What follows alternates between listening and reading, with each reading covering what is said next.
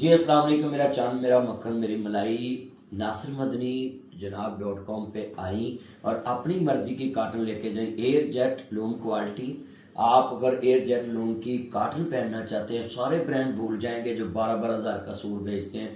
आपको जनाब डिलीवरी समेत जनाब आपके घर 4 हज़ार का ये सूट पहुंचेगा, 3,999 का। मेरा चंद मेरा मक्खन मेरी मलाई ਇਹੋ ਜਿਹੇ सूट पा के ਸਹੁਰਿਆਂ ਤੇ ਜਾਈ ਸੱਸ ਜਾਂਦੇ आके बिस्मिल्लाह वेलकम टू बैक होम। मेरा चन्न मेरा मक्खन मेरी मलाई तेरे वास्ते असी चांपा तिक्का बोटी ते नाजी मेरा चन्न मक्खन मलाई मंगाई। हाँ जी, सोहरिया तो सोहने सूट पा के जाया करो यारों को रिश्तेदारों को। मेरा चन्न मेरा मक्खन मेरी मलाई मेरे ब्रांड ते आई और सॉफ्ट ते नरम काटन लेके जाई। और आपको बता दूं ये काटन आप पहनेंगे तो बस फिर फरिश्ता ही उतरवाएगा, वैसे नहीं फट सकती ये इंशाल्लाह, आपको गारंटी है कलर की सारी। थैंक यू मेरा चन्न मेरी मान।